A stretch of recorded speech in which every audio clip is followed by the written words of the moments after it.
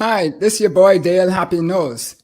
You thinking about having too many youth killings, the attempted suicides, and adverse behavior?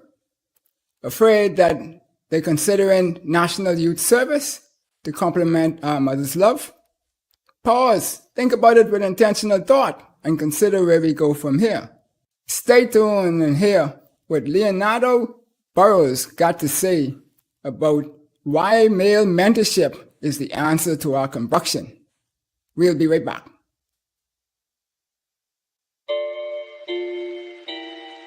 Something to think about with Dale Happy Knowles.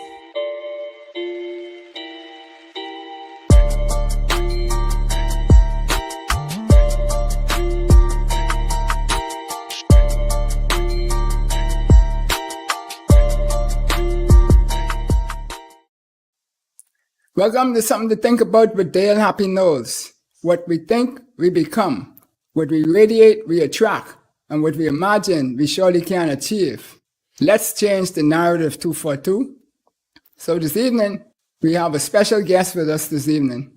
And it's none other than a birthday boy of the week who is celebrating with us. We have Leonardo C. Burrows with us. Welcome, Mr. Burrows. Thank you so much, Mr. Knowles, and it is my pleasure to be here. And good evening, Bahamas, or wherever you're tuning from, whether it's the north. Yes. We have tuners in from as far as Canada, some in Dubai, some up there in Ghana. Persons tuning in all over. We welcome them all to Something to Think About with Dale Happy Knowles. Now, you're in your professional duties, assistant superintendent of police, and you've been on the force for 23 years. And you have a wealth of experience and so forth. But we're not going to harp on your policing this evening because we will respect that space. But we have some questions this evening about mentorship and the like, which we know from your experience is that you have a lot of credibility and wealth of knowledge that you can share with us. But I must highlight to persons that you are a decorated officer. And so we have to highlight that for them. And we congratulate you on being so. Thank you very much. You're welcome. So when we look at all of the things that's happening in the Bahamas today, and particularly with our youth, we have to ask the question that is happening in terms of how do we think our youth views the police and the ultimate authority and others in authority? What's your perspective on that? Well, I think that our country is filled with predominantly law-abiding young people with goals, dreams, and ambitions who want to make something of themselves and their future. But what I also feel is that the negatives sometimes get more play, and it appears as if we have more wrong going on in our society than what is going right. And if we put it in perspective and in the proper context, I would admit that many of our young people have challenges, but there are much more who are doing great things with their lives, and they're trying to make a difference.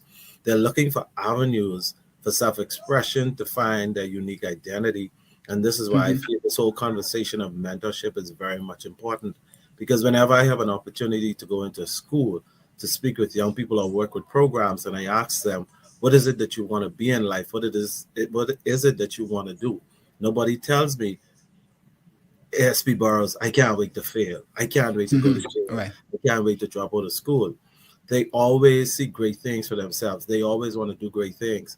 And understanding this, I'm so happy that I'm a part of the Royal Bahamas Police Force. And you mentioned something earlier in that regard, because while some people may have a negative experience with the police, I must commend our officers who go day in and day out working with young people and doing a whole lot of things, whether it's running programs in urban renewal, whether it's running programs at the station level for these young people, the school resource officers who are in these schools on a daily basis trying to bridge and mentor these young people.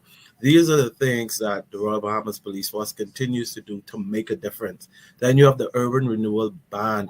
And these things that I'm mentioning is just a snippet of some Right. of the things that the police is doing to engage young people and direct them towards positive outcomes.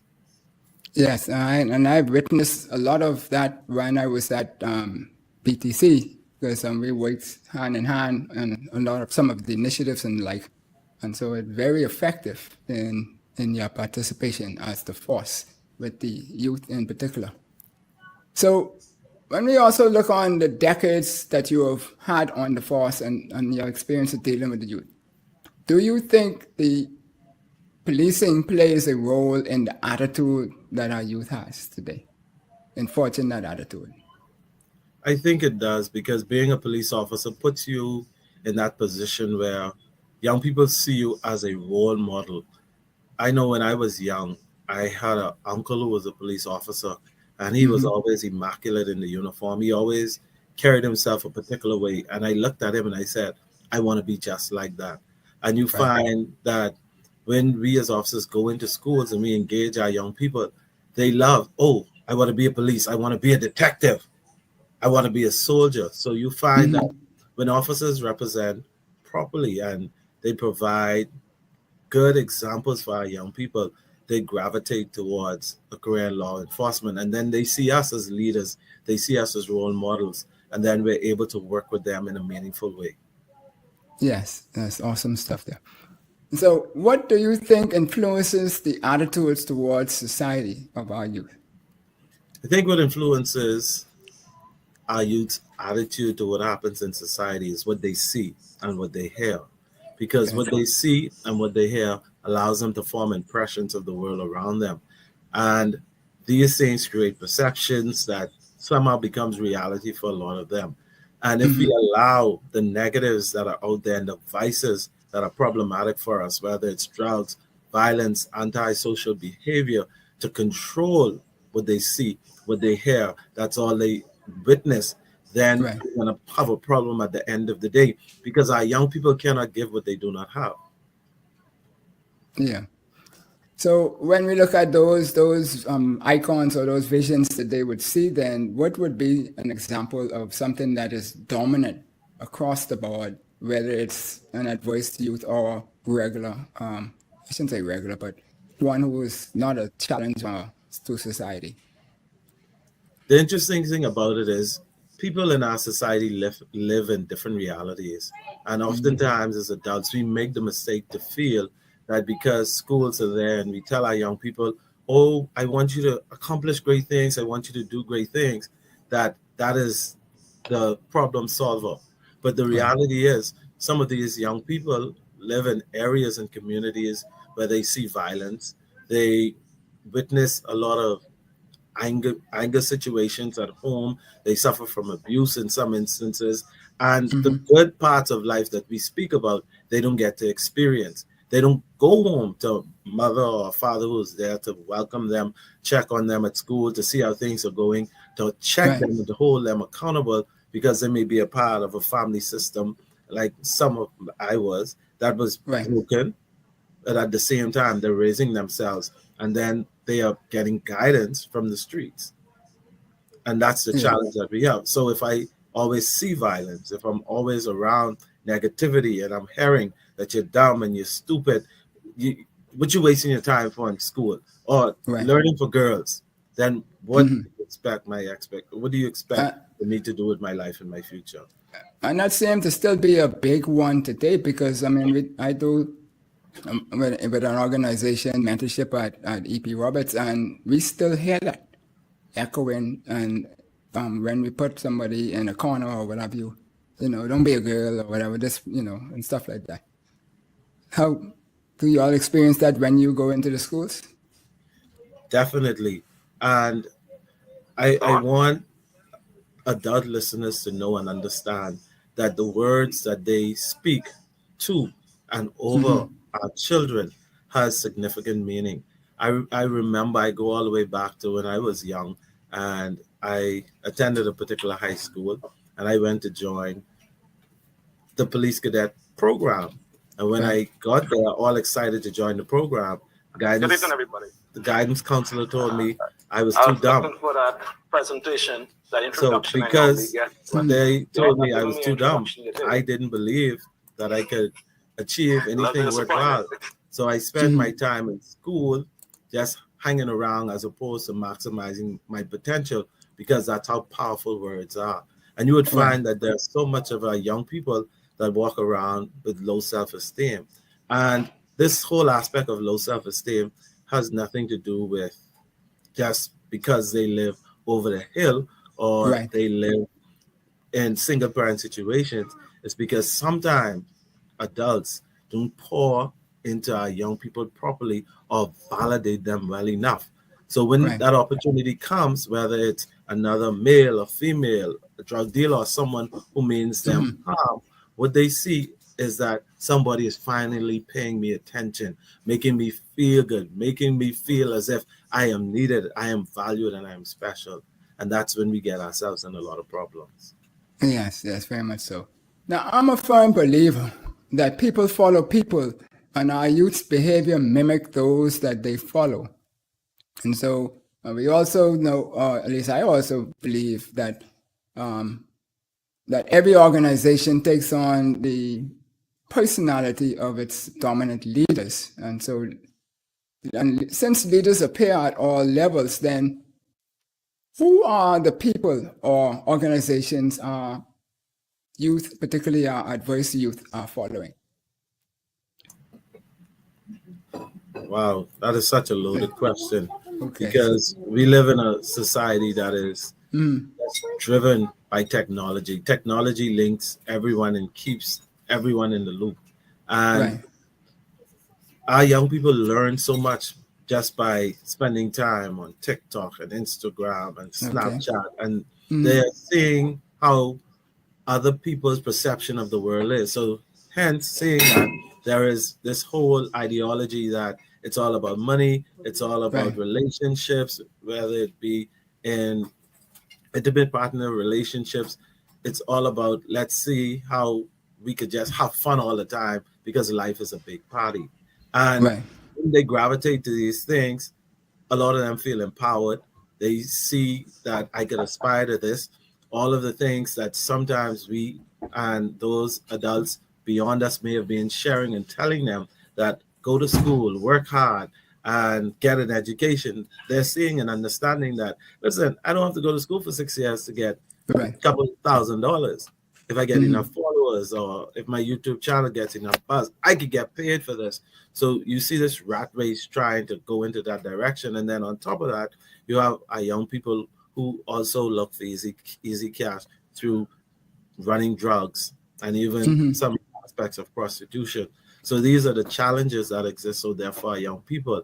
And it's easy for an adult to say, why would our young people with so much talent and so much promise do these things? But then again, I say people live different realities. And unless we're open enough to understand and see life through their eyes, we won't be able to relate and offer some help to bring them out of that situation. Right. And so you mentioned TikTok and the rest, and sometimes you also mentioned some of the persons on the streets in the.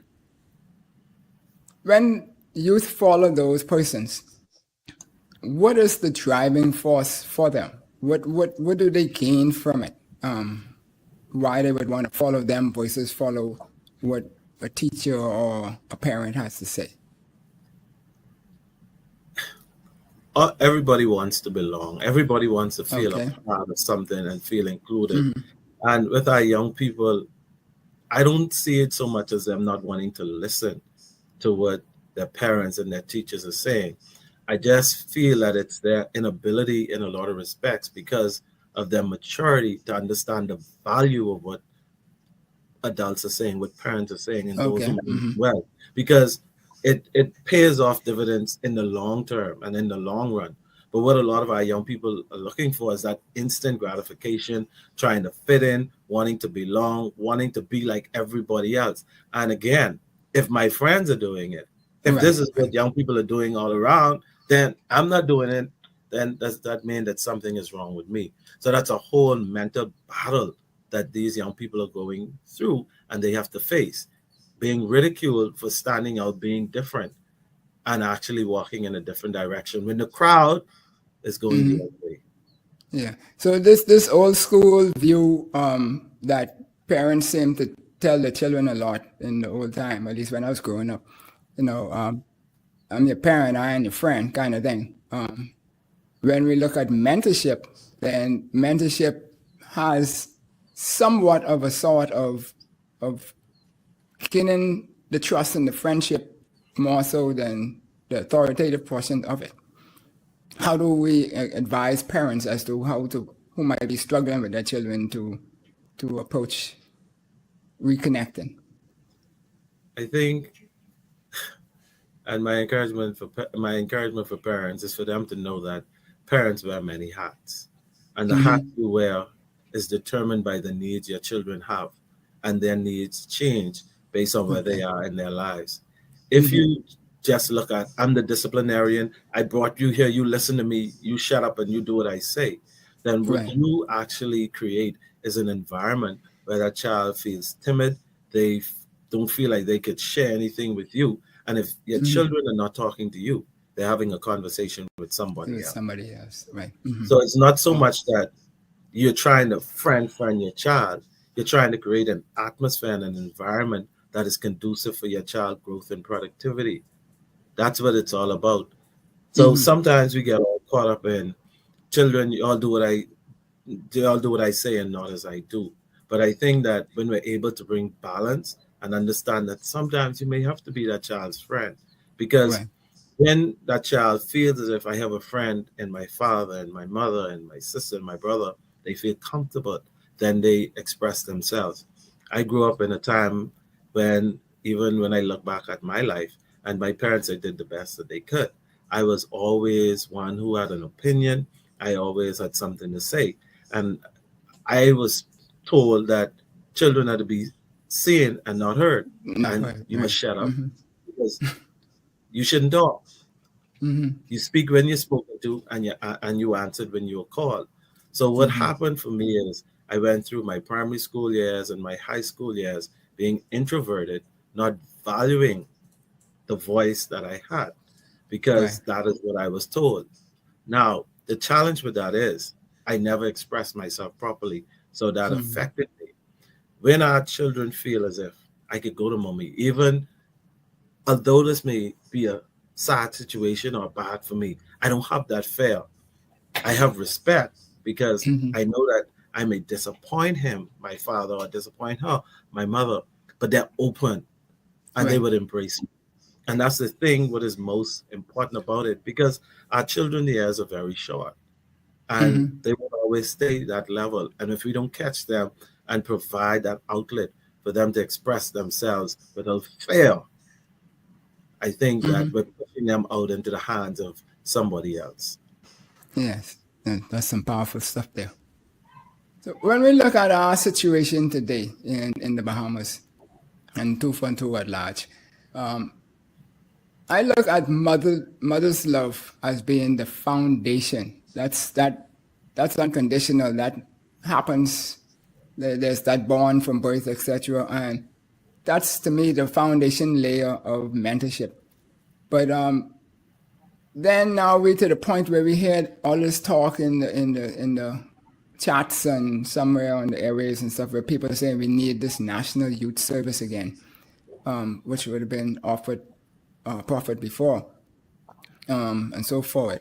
So tell us, you support and subscribe to male mentorship programs, and you are very effective at them. So tell us a little bit about why and what does male mentorship mean?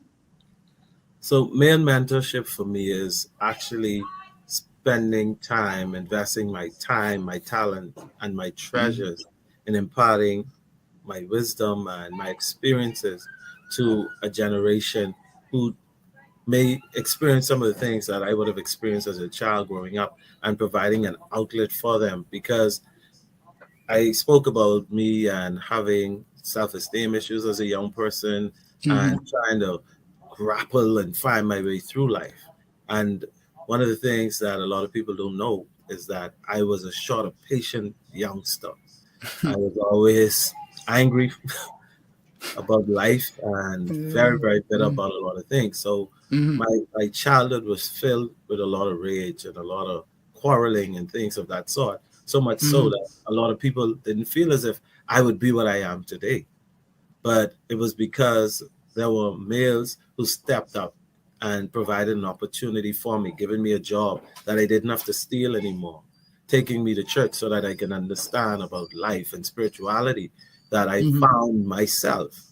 They spend that time they invested into me, that I'm now Right. able to go back and extend that to a lot of other young men have been doing that for years, because they're looking for that guidance, they're looking for that acceptance, because they want to do well, but from all indicators, without them saying it, they're shouting and actually screaming, "Please show me how."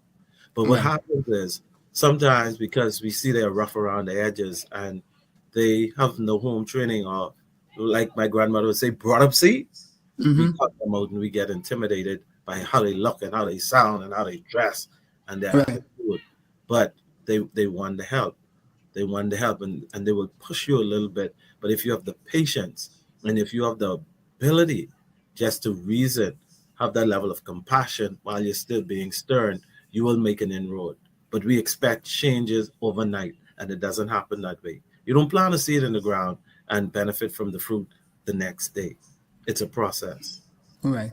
You know, and I didn't have that same walk, but my walk took me to the baseball diamond, and I was met many persons who might have had similar walks like that. But my situation is I was single, family, home after a divorce, and I found fatherhood and stature on the baseball diamond, and I watched a lot of young men who were very angry with life come there on the field and become unison and productive ball players and citizens as we go.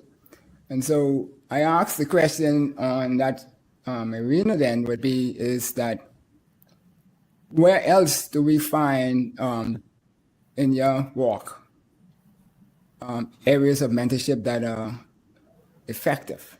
Where do you find that you are able to affect your skill and your craft also? So basically, I find that I'm able to do it in my church environment, working with young Okay. people. I'm able to do it through Toastmasters because we run youth leadership programs as well. I'm also able to do it in my community because I believe in volunteerism.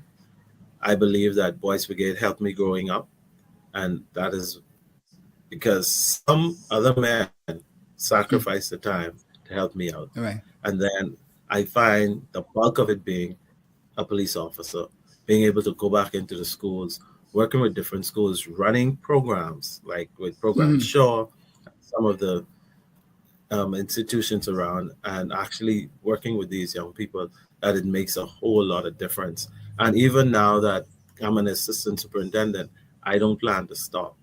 It Right. doesn't matter where life takes me. I want my story, I want my journey to be chronicled in me reaching out to those young people to let them know, hey, I grew up through Gundine Alley. Some of you Right. it was saying, oh, I live in this environment and you don't know. Yeah, I know. My house used to leak when it rained. We only had two bedrooms for 11 people. I know what it is to go to the pump and tote water. I Right. know these things, but people see the now and they think that you automatically showed up. You're just Pop like there. that.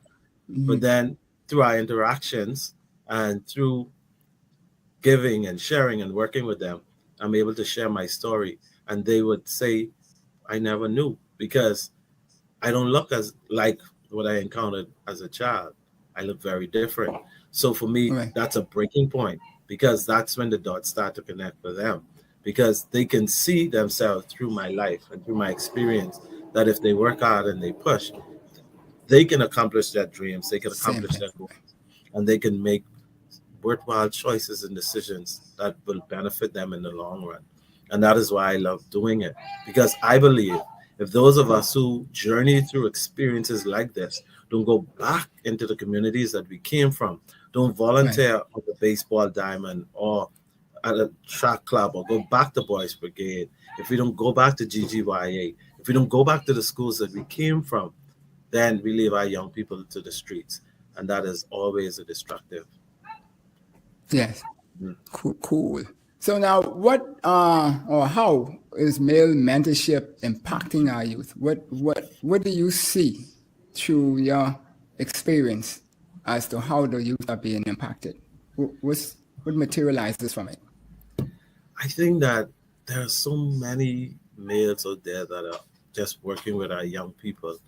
And a lot of times, like I said, good things don't get their time and don't get the airplay. But what I encourage males that are working with programs to do is to broadcast more. Because a lot of times, like even myself, I don't share pictures, I don't post videos. It's very rare, but I do a lot of work out there. So Right. sometimes people feel, oh, there are no males working with young people. Why aren't people doing more? People are doing, but they're just not telling. They're just not Right. sharing. So I'm encouraging persons that run programs, and then you're not sharing to embarrass anyone or to make somebody feel as if you're looking for attention. But unless we allow the good to be actually showcased, the negative will always control the storyline. And that for me is something that we need to do more of, because there are countless of males who are actually working with youth programs, whether it's marching bands, whether it's drill teams, whether it's behavioral programs, whether it's going into the schools and reading to young people, but they're just not sharing it and they're Right. just posting. Yes. And so when you actually share it, it also helps others who might be looking for something to attach themselves to know that there's some out there that they can attach themselves to. So that's a great thing to do that. Now, in terms of the impact on the individuals, then why would they get a bigger impact from mentorship through a male mentorship program than classrooms, or even come to the male mentorship versus going to the gangbanger on the streets or somebody on the streets who have or TikTok or the like? What's the big draw for the male mentors? Is there a spiritual bond there that causes draw, or is it what's pulling people to that sort of program? It's a combination of a whole lot of things, because everyone is at different places in their lives. And working with young people, especially males, I've come to understand that some of them you work with, they are more open and they're ready. It's probably because some other persons would have worked with them, would have tried to help them, and they're more pliable. But then there are others that come along and they are very hard, they're very cold, and they're apprehensive. And that may be in part because of what they may be going through, what they're encountering at school, at home. They may be victims of abuse, or they may not be settled yet. But the mentor who's working with the program has to be so focused and understand that this isn't a one size fit all thing. This is something whereby you have to respect the individuality of every person that you work with in order that you meet their needs without throwing the baby out with the bathwater. So that may be on the spiritual side, that may be with you being creative enough to fuse fun and fun activities in it. It may be with you being a little bit different, because I believe that when our young people are exposed to more, their appetites to acquire more in life is broadened. And I say it like this: if I live over the hill and everything I see is garbage on the streets, dilapidated buildings, nothing encouraging, what am I aspiring to? If I'm not reading, if I am not being told, hey, you could do this, and being mentored, then what am I to aspire to? Right. When you take me out of that environment and you place me in a different place, let's say you take that same young person and you put them or take them for a drive in Life with Key. They see something different. Or you take them for a ride out east. they see something different. So you'd start allowing the wheels in their head to begin to turn because you Think, right. expose them. The challenge that I'm seeing is that a lot of our young people are being exploited and not exposed, whether it's by the drug dealer, whether it's by predators who prey on their innocence and vulnerability.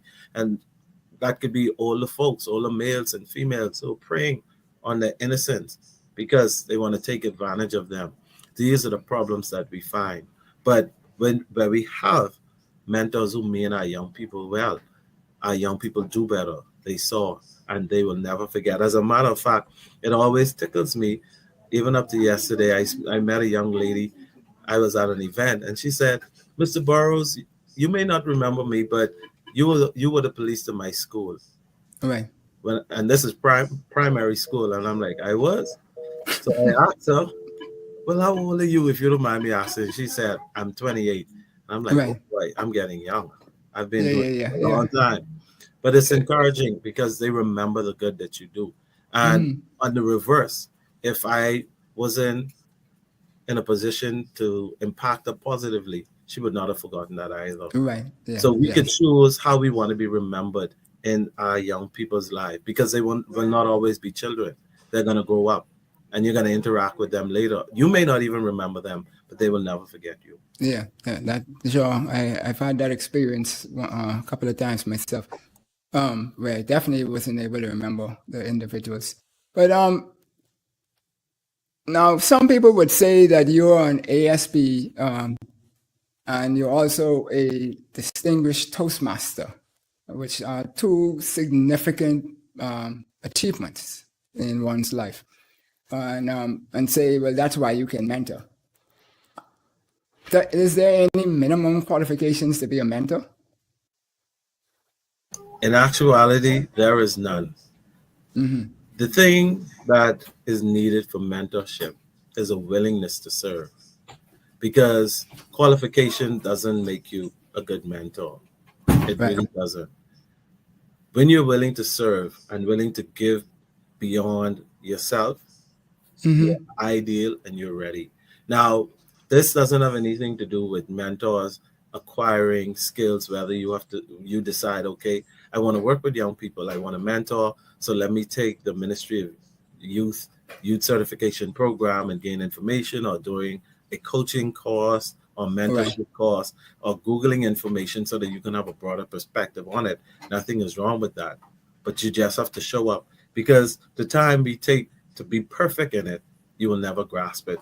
Because every journey of my service and working with young people provides me with a different level of understanding. And it's amazing that some of the young people that I work with and I use different strategies with 15 years ago, now that I work with this group, it requires a brand new strategy, because the world has changed. Their outlook has changed. What our young people are exposed to have changed. And now we have to step up our game. That is why a lot of our young people are not attracted to the bait that we give, because we feel because you're young, you're obligated to listen. But that's not the case. But when we understand that when we entice them and encourage them well enough, they will run to us because they see us with something to offer. And I find there was something happened a few years ago when Pastor Miles, God rest his soul, he introduced a whole new level of ministry for young people. And what the other person saw it as is, oh, that's ungodly, that's not of God, that's not biblical, and that's not spiritual, because they were so caged in one way of thinking that they didn't believe that there was hope outside of what they knew. But he brought something in perspective for us to understand. If we don't change the way we do things, we will lose our young people. And that is still relevant, that principle. If we don't change the way we do things, if we don't change the way we operate, we will lose our young people. And then we fuss them because, oh, they love hip hop or they dress a certain way. Listen, we all had our phase. We all went through our situations in our time. And so let's just be open when we reach them to understand that we have to make the changes to help them. Awesome. Well, folks, you've been watching Something to Think About with Dale Happy Knows, and we're here with Leonardo Burrows, who is one of the chief mentors in his space. And we're here discussing how mentorship, male mentorship, can be the answer to our combustion.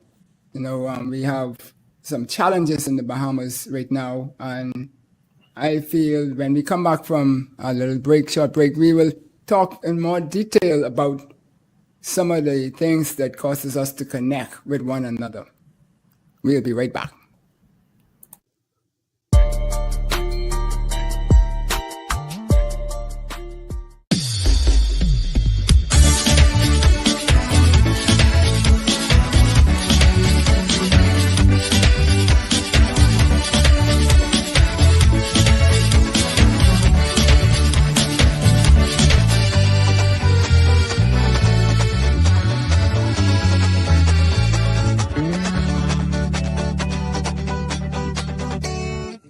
Sammy's Chicken. There's nothing like it. Behind every scoop, lick, and savor is a smile and memory being made or reminisced. Whether you're at work, out with family on a Sunday, or have friends visiting, flavor will meet expectations in our 32-ounce container for only $10 if you're having a special event as well. Exotic flavors ranging from soursop to Guinness is definitely worthwhile.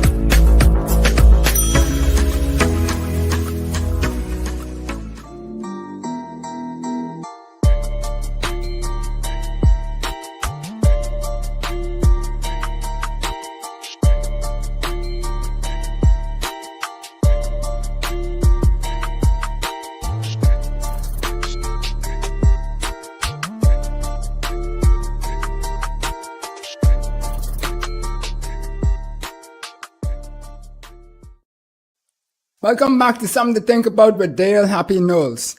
And we're here this evening speaking with Leonardo Burrows about why male mentorship is the answer to our combustion. Welcome back, Mr. Burrows. It is good to be back. Thank you. Okay, cool. Thought your mic went dead or something.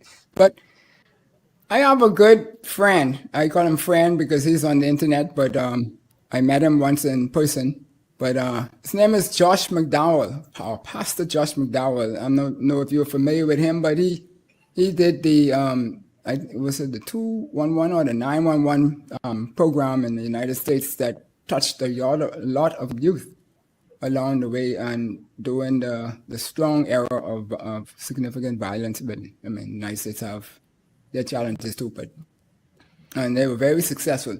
But he said in one of his sermons that truth without relationship leads to rejection, rules without relationships lead to rebellion, and discipline without relationship leads to bitterness, anger, and resentment. I don't know, how do you share any of those thoughts that he put on the table?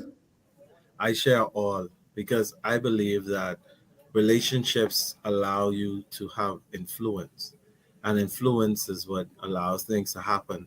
And I say this all the time, especially to officers when they have to, because we have to work with people and we have to interact. The badge gives you power according to law, but it doesn't mean that people listen to you because you have that on. However, when you respect people and people understand that respect, they reciprocate in kind. So I put it in context this way. I say you go into a community and some boys are playing ball on the court, and you want them to leave. So you look at them and you say to them, "Y'all go on." And you probably step to one and you slap him in the back of his head, and you probably blurt out a few explicit words and you chase them away. What you did is you actually ruined a relationship that you could have cultivated.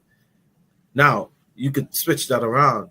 The same scenario with the boys on the court, and you see them, you have the power as an officer, and you say, "Good afternoon, gents. Y'all all right?" You already throw them off and like, "Huh? This is strange." That's the first thing. Then you may watch them for a few, and then you say, "Let me get a shot." They'd be like, "Okay, you're onto something," and you shoot. It goes in. Now, what you created is an opportunity for conversation. Right. And you use that conversation, and you may even take it a little bit further. Your workout, get some Gatorade. I'll see y'all later. What you did is you left an impression that was a breeding ground for you to cultivate a good relationship. So when you go back in that community or there's an issue, they remember somebody that they feel I could respect, I could trust, and who has my best interests at heart. And this is why I believe in the quote that you just read. And a lot of parents feel, because I am your mother, because I am your father, or because I am in charge, you have to listen. Nobody has to listen to anyone. Just because I'm standing here, because you force me to stand here, doesn't mean that I'm paying attention and I'm listening to you. I've come to understand that when environments are conducive for me as a person, I flourish better. I operate better. And if we don't understand that as it relates to our young people and our children, we will lose them. Because whether we believe it or not, there are predators who are going to say to our young people, "Oh, you're beautiful. Oh, you're special. Oh, you could be doing so much better. I see you in a different light." There are drug dealers who are going to say to that young man who doesn't have that lunch money, "Take the dollar. Don't worry about it. It's okay. Right. We can talk soon." And they bait our young people because they understand how powerful relationships are. So until we get to the point where we understand that you could still enforce discipline, but at the same time, you have to strike the balance, because life is about balance. And when balance doesn't exist, everything is off and lopsided. But we choose what we want based on the attitude that we display. Yes, that's awesome stuff. And if I could add to that, from the other perspective also, is that tap on the back of the head also signals to I don't want to say the bully or the big man in the group, that he could use that same form of communications with others to affect his powers over them. Right? In terms of, so you as an officer were able to push them along and use this forceful, maybe just a nice tap or whatever, but they look at that, and then who knows what that tap is? That tap could be a rat-a-tat-tat or something else. So you see that. Cool. Now, the youth, and speaking with my sons are now in the 20s, upper 20s. And so some of these conversations would have happened a little while ago when they would have been just out of high school or in high school. But they would have said to me that the adults and persons in authority don't build relationships. They don't see that. They don't see where they reach out to them to ask them how was their day, or what are they thinking, or what they want to be involved in. It's always this, as you said earlier, you're not supposed to, you're only supposed to be seen when you're asked to be seen, kind of thing. Is that a major challenge for our society, or is that just something that was the case? It's still a challenge in our society, but I'm so thankful that we have actually grown as a country, but still we have a long way to go. And a lot of it still stems from our religious roots, where it is taught us, children, you stay in the corner, you listen, you be obedient. That's your job. But we don't value the gifts that they have, the intelligence that they have, and the brilliance that we need to pull out of them to direct them to positive outcomes. because we want to restrict them. And I believe that's a slavery mentality. When you showed promise and when you showed that, okay, you could think for yourself, it got the slave master irritated, because if they allowed you to continue, you're going to create a problem for them. You're going to expose their weakness, or you're going to be able to rally people. And I think sometimes out of ignorance or out of fear, I think that adults sometimes they do not get it.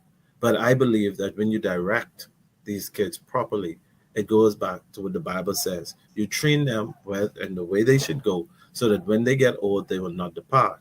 But then on the adult side, when we quote the scripture, it's always, children, obey your parents in the Lord, for this is right. Honor your father and your mother, that your days may be long. But we forget, parents don't provoke the children to wrath. Right. And that is what we have happening in a lot of instances. There's a lot of provoking. Yes. And so how does mentors change that mindset across the board? I mean, I know through your actions is how I learned a lot of people change, because they see people and they want to emulate somebody else. Like they always say, people follow people. But is that a responsibility of the mentor, or is that the mentor only has the downward or the relationship with the person being mentored? This entire conversation, and when we talk about mentorship, sometimes you find that as a parent, you become a friend, you become a mentor, you become that counselor. You, even when you set out to mentor as an individual, you tap into so much more depending on the need that is before you. And like I mentioned before, as you work with young people and as you engage them, you would find that some of them need more than others, because people are at different places in their lives.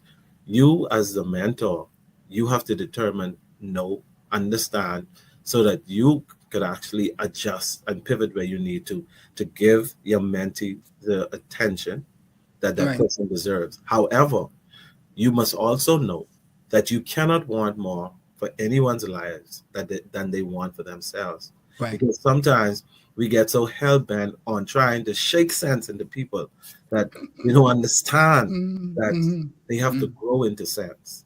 And that happens because of life's journey. Someone asked me the question before, can you motivate anyone? And I was like, oh yeah, you can motivate people, you can do this and you can do that. And I felt so accomplished because I was able to give that what I thought was a brilliant answer. And they said, you can't motivate anyone.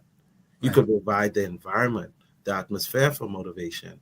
And if they're thirsty, if they're hungry, they would drink and they would eat. But that would be the principle of the horse to the water. But until that horse gets thirsty. So the environment that you create fosters a need to be thirsty and hungry. And you can't get to the place where you feel that, and it happens, I've done this, I've done that, but you're not understanding, you're not getting it. Because depending on the type of seed that you're dealing with, the growth process is very different.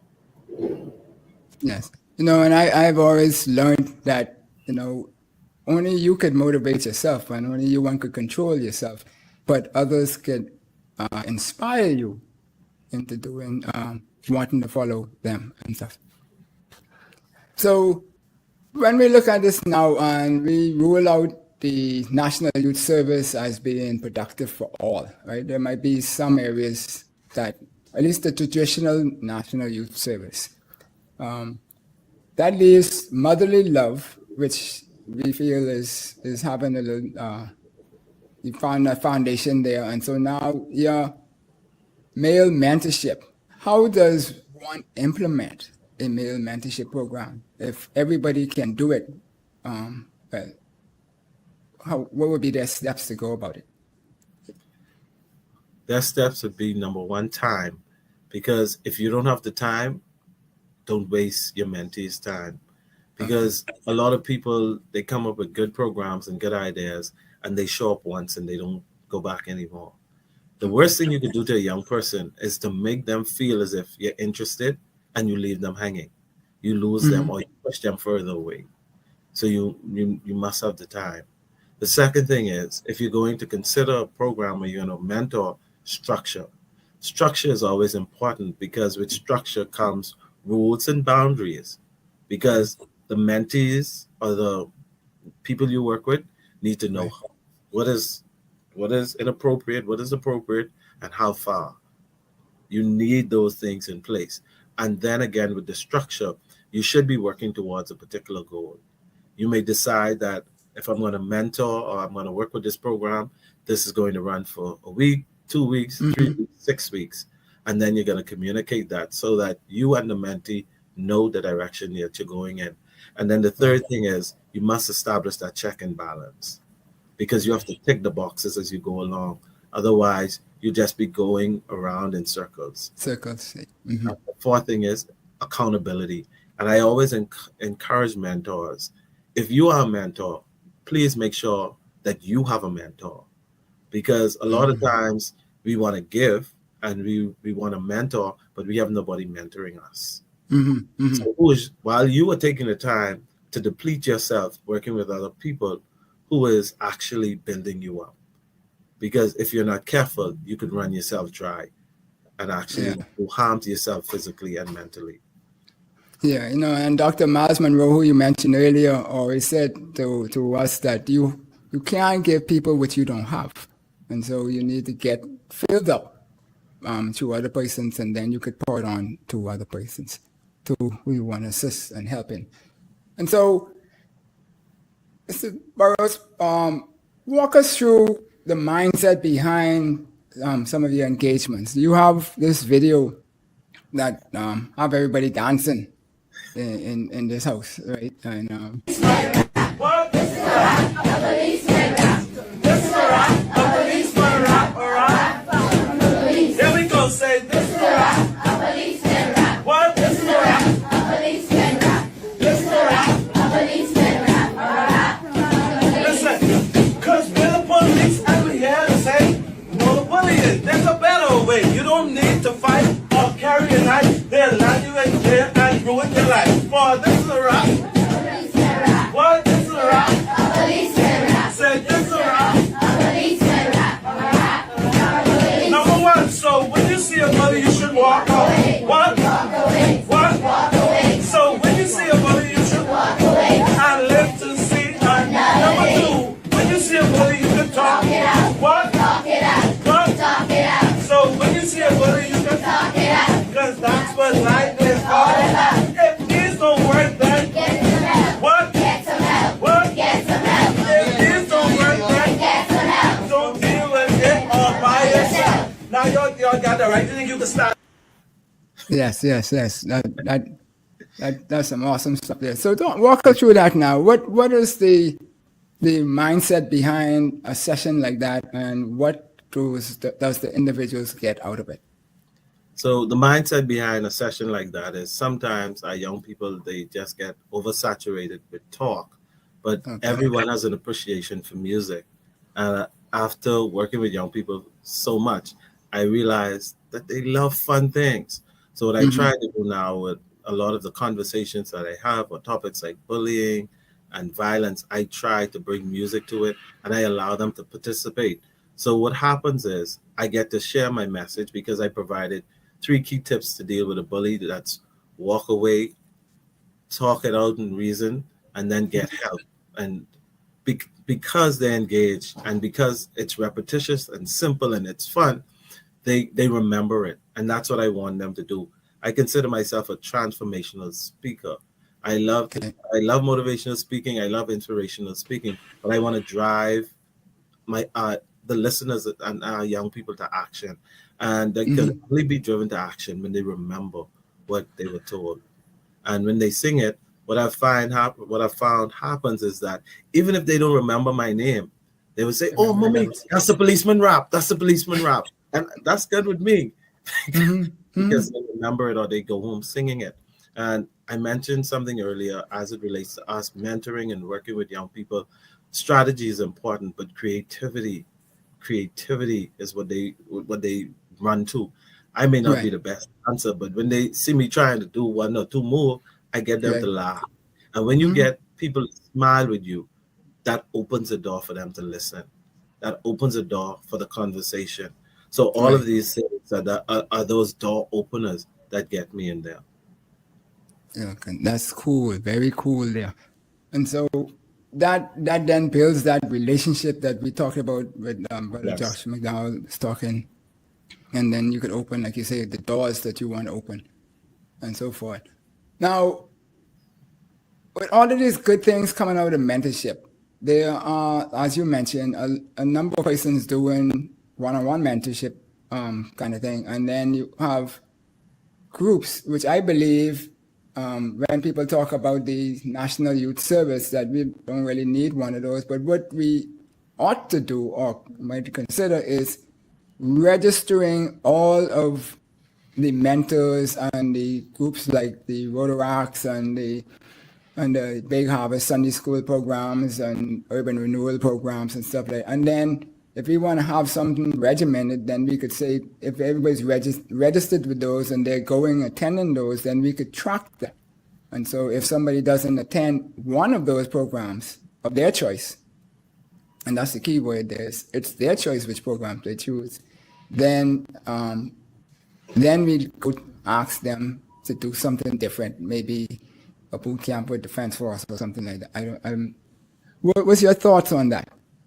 I think that if we're looking at a national focus for a program, it would be after we would have determined that this is actually what works best. You mentioned something earlier with all of the existing programs, and I know the Ministry of Youth, they have a database. They normally encourage programs to, if you have a nonprofit or if you have a youth program or you're working with young people, come register with us so we can add you to this database and the programs. And then with that also comes a little assistance every year to help you fund the program. And then you give a report so that they can know how you're actually utilizing the resources. But then I think on a broader sense, like you mentioned, if we could expand the database so that we know what is available and what's happening out there, so that if a parent says, okay, my child suffers from low self-esteem, I want to specifically work on them emotionally, I want that program. Then there's a listing through whether it's Ministry of Youth, and if you go younger, the Ministry of Education, that I could find and I have options for my child. Because while national service may be a part of an answer, would that be the solve all that we're looking for? Because there are undercurrent social issues, emotional issues, psychological issues that we have to talk about when we try to deal with our young people. And if we're not prepared to enter the broad discussion, then I think we plan to fail, because everybody is just looking for this one-size-fit box, and it doesn't work that way. But what we need to do is provide the alternatives so that every child, every young person can get what they need to become productive.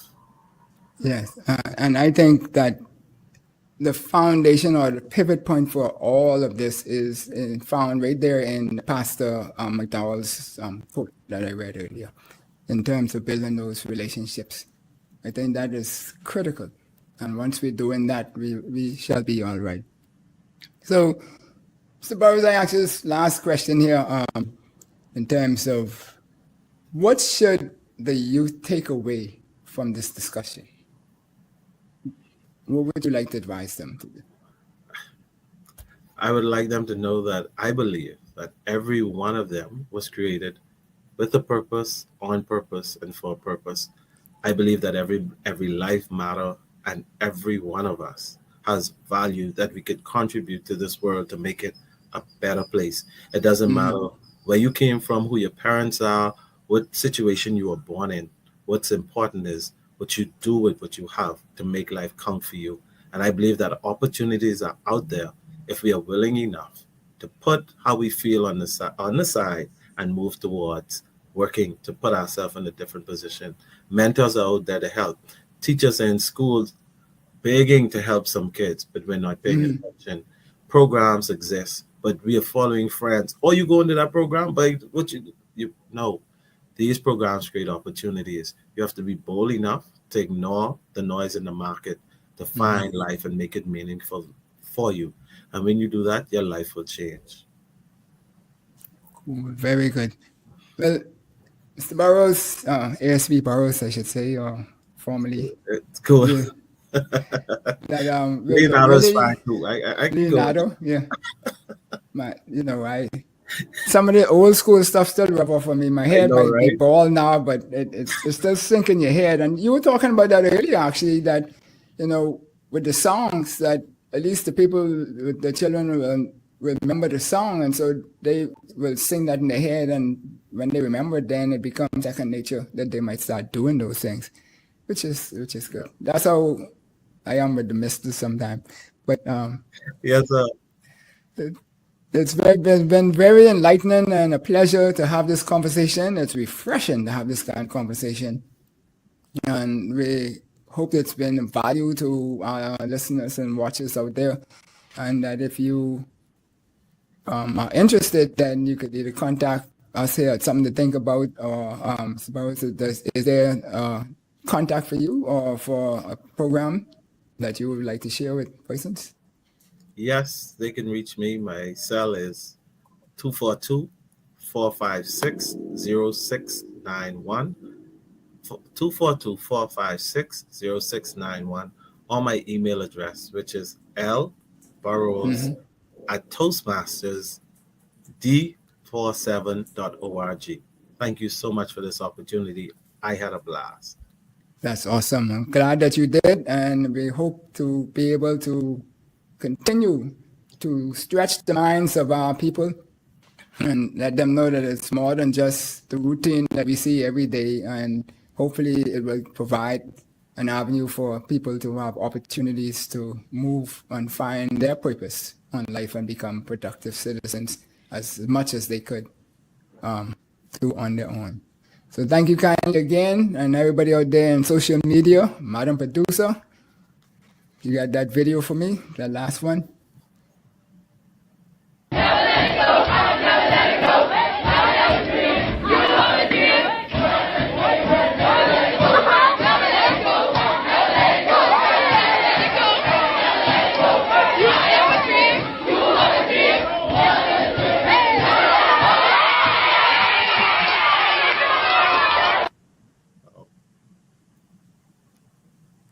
Righto. Till next week, thank you kindly again. SB Burrows will be there. Enjoyed the show?